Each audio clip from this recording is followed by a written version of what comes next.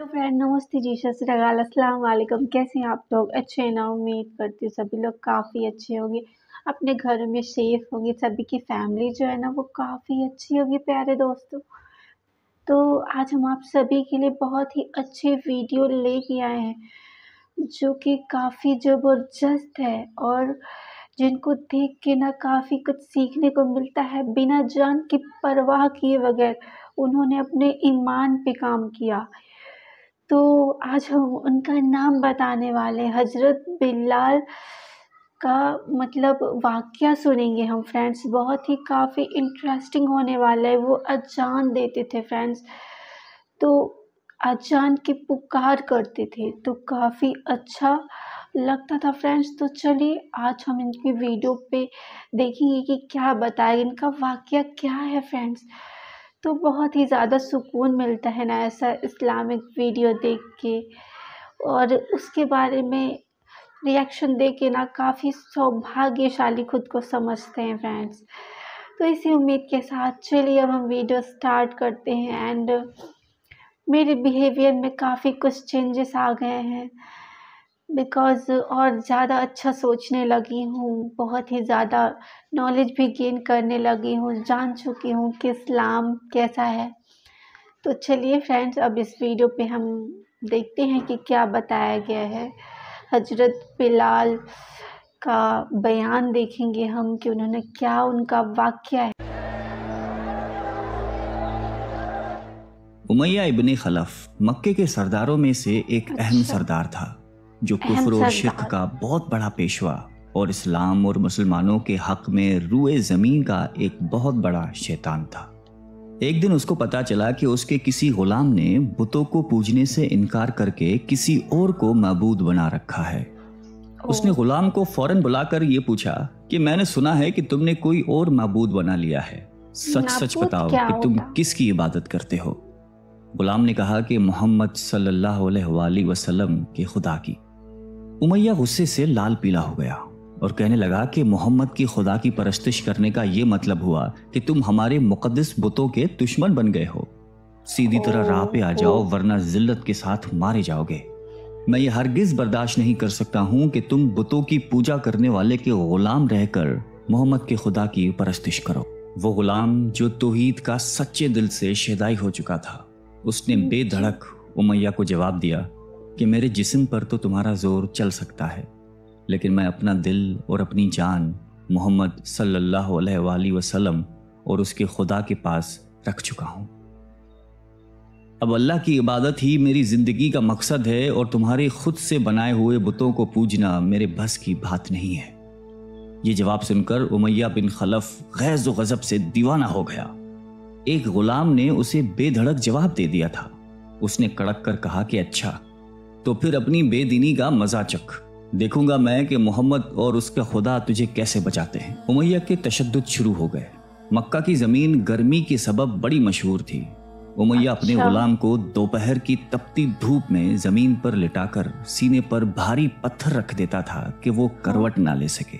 फिर जी। कहता था कि मोहम्मद के दीन से बाज आ जाओ, लेकिन इस जुल्म के बावजूद भी उस गुलाम के मुंह से सिवाय अहद अहद के कुछ नहीं निकलता था। उमैया मजीद गजबनाक होकर अजियतें मजीद बढ़ाता जाता। एक मर्तबा तो उमैया ने जुल्म की इंतहा कर दी। पूरा एक दिन और पूरी एक रात गुलाम को भूखा प्यासा रखा और तपती हुई रेत पर लिटाकर उसे तड़पने का तमाशा देख रहा था। उसकी ये कोशिश भी गुलाम को हक से ना हटा सकी। आखिर थक हार कर उमैया ने मक्के के बदमाश लड़कों को बुलाया और उनसे कहा कि इस गुलाम को इतनी अजियतें दो कि ये मोहम्मद और उसके खुदा का नाम लेना भूल जाए। ये लड़के उमैया की खुशी हासिल करने के लिए उस बेबस गुलाम को बुरी तरह मारते पीटते थे। जिस्म के कपड़े उतरवाकर लोहे की चादरें पहनाकर तपती धूप में खड़ा कर देते थे, लेकिन गुलाम की जबान से अहद अहद के सिवा कुछ नहीं निकलता था। इस्लाम की राह में ये बेपनाह अजियतें सहने वाले सहाबी कोई और नहीं बल्कि हजरत बिलाल हबशी रजी अल्लाह ताला अन्हु थे। इन्हीं जुल्म सितम के दौरान एक दिन हजरत अबू बकर सिद्दीक रजी अल्लाह ताला अन्हु का उधर से गुजर हुआ। आप रजी अल्लाह ताला अन्हु ने उमैया से फरमाया कि ए उमैया, इस बेकस और मजलूम पर इतने जुल्म सितम ना कर, उसने तुम्हारा क्या बिगाड़ा है। वो खुदाए वाहिद की इबादत करता है। अगर तू इस पर एहसान करे तो ये एहसान आखिरत में तेरे काम आएगा। उस पर उमैया ने निहायत हकारत से कहा कि मैं तुम्हारी इस ख्याली आखिरत के दिन को नहीं मानता। जो मेरे दिल में आएगा मैं तो वही करूँगा। सिद्दीक़ अकबर उस जवाब पर काफ़ी अफसरदा हुए, लेकिन फिर भी आप रज़ी अल्लाह ताला अन्हु ने उसे समझाया कि इस मजलूम पर जुल्म व सितम के पहाड़ तोड़ना तेरी शायान शान नहीं है। जिस पर उमैया ने तंग आकर कहा कि अगर तुम इसके इतने हमदर्द हो तो इसे खरीद क्यों नहीं लेते। हज़रत अबू बकर सिद्दीक़ झट तैयार हो गए और फरमाया कि बोलो क्या दाम लोगे। उमैया ने कहा कि तुम्हारे पास एक गुलाम है जिसका नाम फस्तात रूमी है, वो मुझे दे दे और इसको ले जा।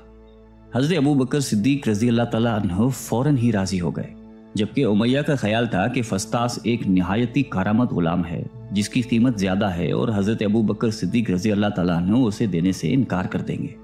मगर आप फ़ौरन राज़ी हो गए तो उमैया को सख्त मायूसी हुई और उसने साथ ही 40 उकिया चांदी की फरमाइश की। उसे भी हज़रत अबू बकर सिद्दीक़ रज़ी अल्लाह ताला अन्हु ने बखुशी अदा कर दिया। हज़रत बिलाल रज़ी अल्लाह ताला अन्हु को साथ लेकर दरबार रिसालत में हाजिर हुए और सारा माजरा कह सुनाया। आप सलातुस्सलाम निहायत ही खुश हुए और फरमाया कि अबू बकर इस कार खैर में मुझे भी शरीक कर लो। सिद्दीक़ अकबर रज़ी अल्लाह ताला अन्हु ने फरमाया कि या रसूल अल्लाह, मैं इसे खुदा की राह में आज़ाद कर चुका हूँ। ये सुनकर ज़बान रिसालत से सिद्दीक़ अकबर रज़ी अल्लाह ताला अन्हु के लिए कलमा रहमत जारी हो गए। हज़रत बिलाल रज़ी अल्लाह ताला अन्हु ने इस गुलामी में 28 साल गुजार दिए, लेकिन आप चूंकि निहायती नेक और पाकीज़ा तबीयत के थे, लिहाजा जब हज़रत सल्लल्लाहु अलैहि वसल्लम ने दावत तौहीद दी तो आपने फ़ौरन उसे कबूल कर लिया और यूं आप साबिक़ूनुल अव्वलून के मुक़द्दस जमात में शामिल हो गए। जी। रिहाई पाने के बाद हज़रत बिलाल हमेशा आप सल्लल्लाहु अलैहि वसल्लम की खिदमत में हाजिर रहते थे और दिलो जान से नबी पाक सल्लल्लाहु अलैहि वसल्लम की खिदमत बजा लाते। बहुत अच्छा। आप सलातो-सलाम हज़रत बिलाल को किसी भी चीज़ का हुक्म देते तो आप अपनी जान भी लड़ा देते। ग़ज़वा बदर से लेकर ग़ज़वा तबूक तक तमाम ग़ज़वात में शामिल रहे, लेकिन हज़रत बिलाल की इस्लाम के लिए सबसे बड़ी खिदमत और उनके लिए सबसे बड़ी सआदत इस्लाम का सबसे पहला मौज़िन होना है। हिजरत के बाद जब मस्जिद नबवी सल्लल्लाहु अलैहि वसल्लम तामीर हुई तो आप सलातो-सलाम ने आपको अजान देने का ज़िम्मा सौंपा।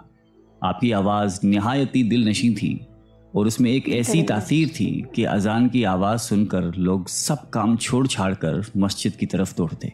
8 हिजरी में जब मक्का फतेह हुआ तो कैबे को बुतों से पाक करने के बाद आप सलातो-सलाम ने हज़रत बिलाल से फरमाया कि ए बिलाल, काबे की छत पर खड़े होकर अजान दो। और ये मुबारक सिलसिला हुजूर सल्लल्लाहु अलैहि वसल्लम की हयात मुबारक तक उसी मोहब्बत और अकीदत के साथ जारी रहा। लेकिन 11 हिजरी में जब आप सलातो-सलाम ने सफ़र आखिरत अख्तियार कर लिया तो इस आशिक रसूल सल्लल्लाहु अलैहि वसल्लम पर गम का पहाड़ टूट पड़ा और मदीने में रहना अब आपके लिए दुश्वार हो गया। आपको हर वक्त प्यारे नबी सल्लल्लाहु अलैहि वसल्लम की याद सताती रहती थी। आप सलातो-सलाम से आपने सुना हुआ था कि मोमिन के लिए सबसे अफजल अमल जहाद फी सबीलिल्लाह है। लिहाजा आप रज़ी अल्लाह ताला अन्हु खलीफा अव्वल हज़रत अबू बकर सिद्दीक़ की खिदमत में हाजिर हुए और जहाद पर जाने की इजाज़त तलब की। लेकिन हज़रत अबू बकर सिद्दीक़ रज़ी अल्लाह ताला अन्हु ने आपको खुदा का वास्ता देकर कहा कि मुझे इस बुढ़ापे में तन्हा छोड़कर मत जाओ। तो हज़रत बिलाल ने इस शर्त पर अबू बकर सिद्दीक़ रज़ी अल्लाह ताला अन्हु की बात मान ली कि अब वो रसूलुल्लाह के बाद किसी के लिए अज़ान नहीं देंगे। हज़रत अबू बकर सिद्दीक़ रज़ी अल्लाह ताला अन्हु ने उनकी ये बात मान ली, लेकिन आपके दौरे खिलाफत के बाद खलीफा दोम हज़रत फ़ारूक आज़म रज़ी अल्लाह ताला अन्हु के दौर में भी जब बैतुल मुक़द्दस की तस्खीर के लिए शाम जाना पड़ा तो वहाँ ईसाइयों से सुलहनामा तय पाने के बाद हज़रत उमर फ़ारूक रज़ी अल्लाह ताला अन्हु ने एक खुतबा दिया और हज़रत बिलाल से दरख्वास्त की कि आज जबकि क़िबला अव्वल पर तौहीद का परचम लहरा दिया है तो इस बाअज़मत मौके पर अगर आप अजान दें तो हम आपके मशकूर रहेंगे। हज़रत बिलाल ने यही अजान देनी शुरू की तो सहाबा कराम को अहद नबवी की मुबारक याद ताज़ा हो गई और उन पर रखत तारी हो गई। शाम के मार्के के बाद हज़रत बिलाल ने शाम ही के एक गाँव में रिहाइश अख्तियार कर ली, क्योंकि मदीने में हर वक्त आपको आप सलातो-सलाम की याद सताती रहती थी। लेकिन एक दिन आपने ख्वाब में आप सलातो-सलाम की ज़ियारत की। आप उनसे फरमा रहे थे कि ए बिलाल, क्या अभी वक्त नहीं आया कि तुम हमारी ज़ियारत के लिए आओ? इस ख्वाब ने आपको बहुत तड़पा दिया और आप बेताब होकर फौरन मदीने रवाना हुए। मदीने पहुंचकर हज़रत बिलाल ने रोज़ा अक़दस पर हाज़िरी दी और उस दर्द से रोए कि हाज़रीन भी अश्कबार हो गए। वहीं हज़रत इमाम हसन रज़ी अल्लाह तआला अन्हु और हज़रत हुसैन रज़ी अल्लाह तआला अन्हु भी मौजूद थे। नाना के प्यारे नवासों को आपने अपने साथ चिमटाया और बेतहाशा चूमने लगे। हज़रत हसन रज़ी अल्लाह तआला अन्हु और हुसैन रज़ी अल्लाह तआला अन्हु ने आपसे अज़ान फ़जर की फरमाइश की। भला इसमें रद्द करने की कहाँ गुंजाइश थी। अगले दिन जब फजर का वक्त हुआ तो आपने अजान देनी शुरू की। लोगों की अहद रिसालत की याद ताज़ा हो गई और लोग इस तरह रोते हुए मस्जिद की जानिब चलने लगे जैसे कि नबी पाक सल्लल्लाहु अलैहि वसल्लम का दौर वापस आ गया हो। ऐसा दर्दनाक मंजर उसके अलावा कभी देखने में नहीं आया। हज़रत बिलाल हबशी रज़ी अल्लाह तआला अन्हु ने 60 साल की उम्र में वफ़ात पाई। आपका मज़ार दमश्क में है। आपको दरबार रसालत में ख़ास मकाम हासिल था। आइए हम सब अल्लाह ताला से दुआ करते हैं कि हमें भी हज़रत बिलाल हबशी रज़ी अल्लाह ताला अन्हु की सिफ़ात में से कुछ अता फरमा दे। आमीन। कभी भी गलत राहों पे बिल्कुल भी नहीं जाना चाहिए। तो इनकी अजान ना हज़रत बिलाल की काफ़ी अच्छी होती है। तो आपको हज़रत बिलाल जी कैसे लगते हैं? तो फ्रेंड कमेंट बॉक्स में ज़रूर बताइएगा। और ऐसा इस वीडियो से आपको क्या सीखने को मिला, इनका अजान कैसा होता है फ्रेंड, आप सभी कमेंट में बताइएगा ज़रूर। तो नेक्स्ट टाइम अजान पर वीडियो ज़रूर लाऊंगी कि इनका अजान काफ़ी अच्छा होता है, बहुत ही मनमोहक होता है। सुनने के बाद ना काफ़ी ज़्यादा अच्छा फ़ील होता है। ऐसा फ़ील होता है कि जन्नत की सैर कर रहे हैं, ऐसा फ़ील होता है। तो काफ़ी अच्छा लगा इनका वीडियो। तो बस ऐसे ही वीडियो देखने के लिए हमारे चैनल पे आप सभी बने रहें। और आज थोड़ा तबीयत ख़राब सा समझ में आ रहा है, तो क्या ही बताएं, खैर कोई बात नहीं। और नींद भी आ रहा था मुझे तो आज, क्योंकि आज थोड़ा कुछ ज़्यादा वर्क था घर पे, तो सोई भी नहीं हूँ, इस वजह से अभी नींद भी काफ़ी लग रहा है। खैर कोई बात नहीं, आप सभी अच्छे से रहें, अपना ख्याल रखें फ्रेंड्स। तो अब मैं आप सभी से अलविदा लेती हूँ। और ये वीडियो अच्छा लगा हो तो प्लीज़ एक लाइक कमेंट शेयर कर दीजिए। एंड जो लोग नए हैं वो तो सब्सक्राइब करना बिल्कुल मत भूलिएगा फ्रेंड्स। तो अब हम आप सभी से अलविदा लेते हैं प्यारे दोस्तों। मिलेंगे एक नए वीडियो के साथ। एंड नेक्स्ट रिएक्शन किस पर लाऊं कमेंट में बताइए। तो चलिए अब हम वीडियो को यहीं पे एंड करते हैं। Thanks for watching. Bye bye friends.